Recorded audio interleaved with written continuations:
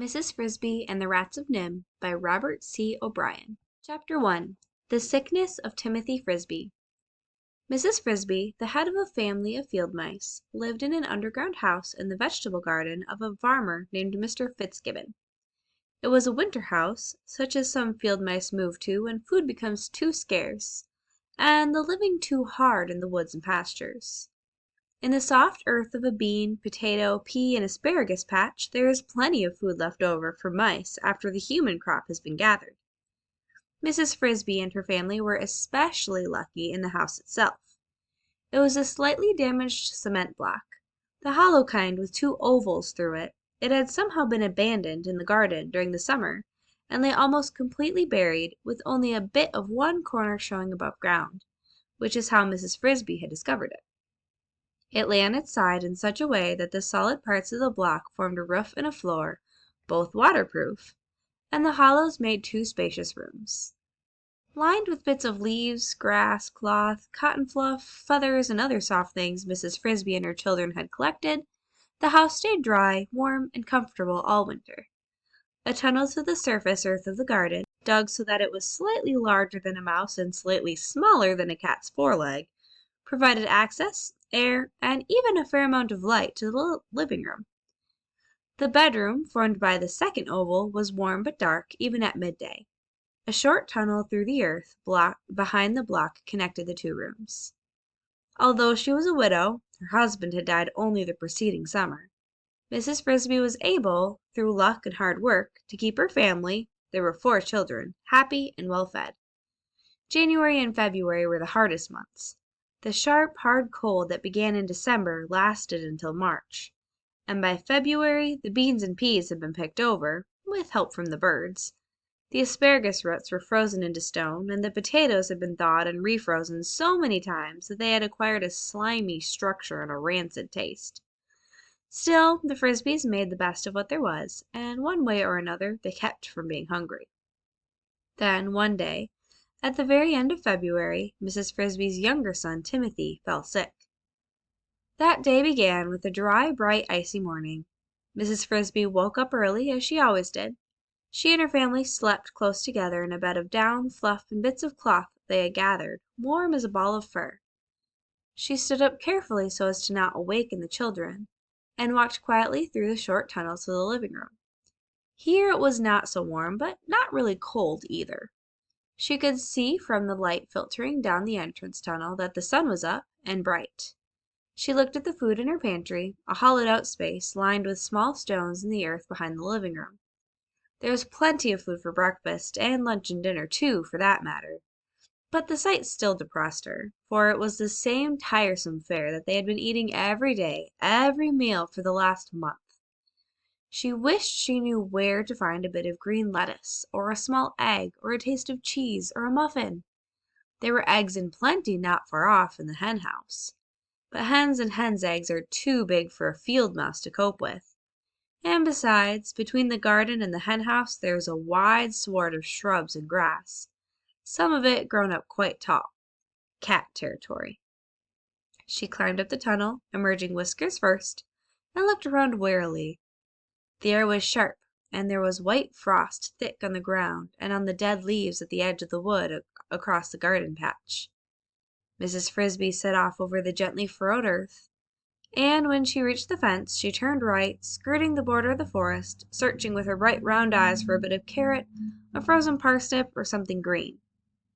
But there was nothing green at that time of the year but the needles in the pine trees and the leaves in the holly, neither of which a mouse, or any other animal for that matter, can eat.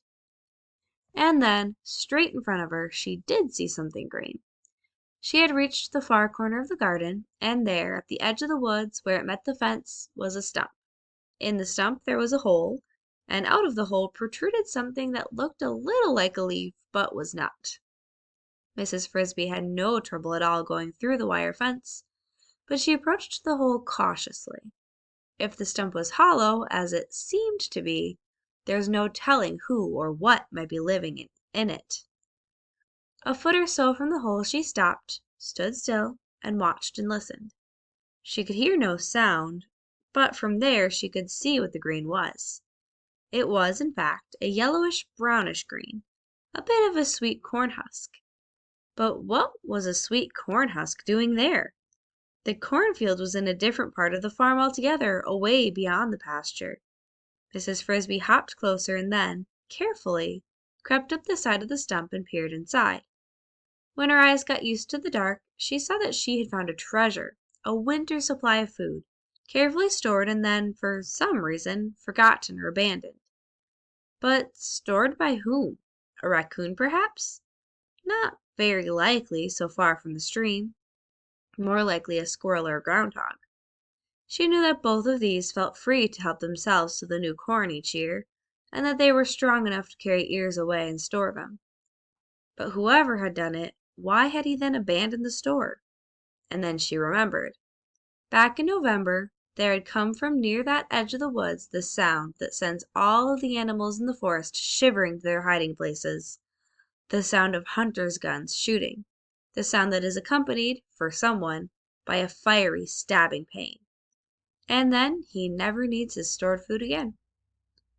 Still, since Mrs. Frisby did not even know what kind of animal it had been, much less his name, she could not shed many tears over him, and food was food.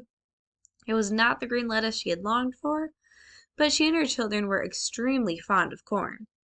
And there were 8 large ears in the stump, a noble supply for a mouse family.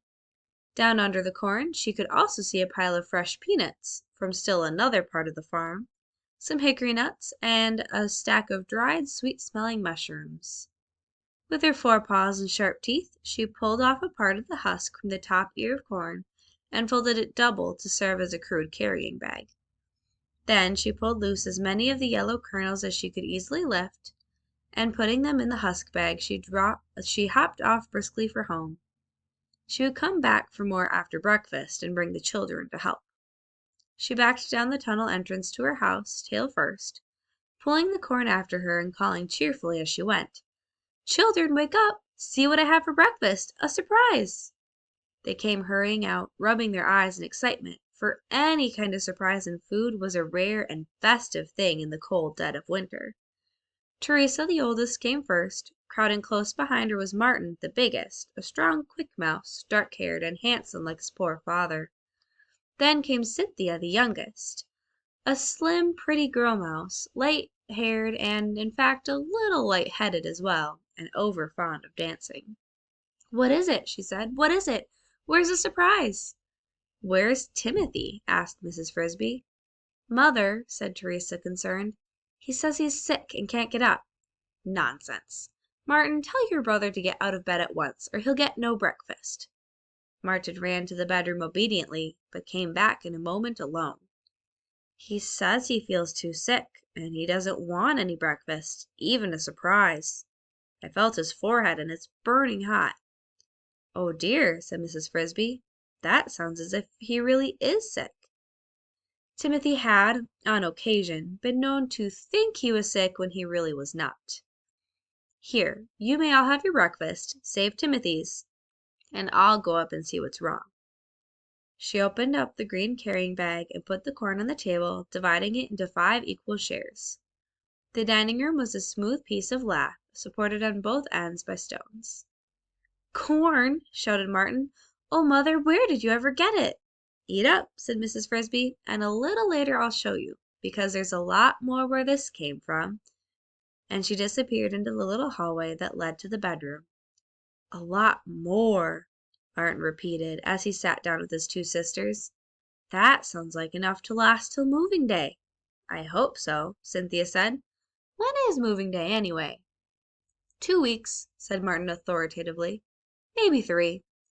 "Oh, Martin, how do you know?" protested Teresa. "What if it stays cold? Anyway, suppose Timothy isn't well enough?" At this dreadful thought, so casually raised, they all grew worried and fell silent. Then Cynthia said, "Teresa, you shouldn't be so gloomy. Of course he'll be well. He's just got a cold, that's all." She finished eating her corn, and so did the others. In the bedroom, Mrs. Frisby felt Timothy's forehead. It was indeed hot and damp with sweat. She took his pulse and dropped his wrist in alarm at what she felt. "Do you feel sick in your stomach?" No, Mother, I feel all right, only cold, and when I sit up I get dizzy, and I can't get my breath too well. Mrs. Frisby peered anxiously at his face, and would have looked at his tongue, but in the dark room she could see no more than the dim outline of his head. He was the thinnest of her children, and had a dark complexion like his father and brother. He was narrow of face, his eyes were unusually large and bright, and shone with the intensity of his thought when he spoke. He was, Mrs. Frisby knew, the smartest and most thoughtful of her children, though she would never have admitted this aloud.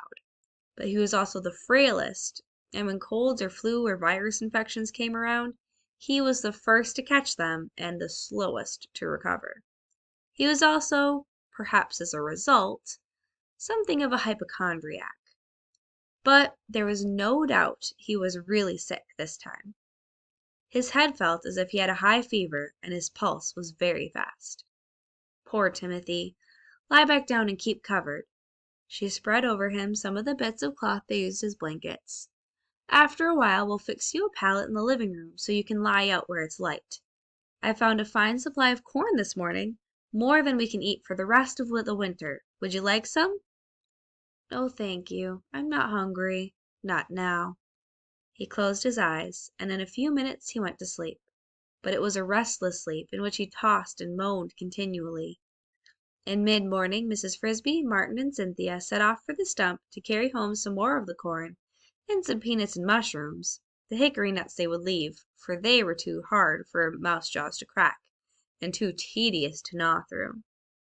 They left Teresa at home to look after Timothy, whom they had wrapped up and helped into a temporary sick bed in the living room.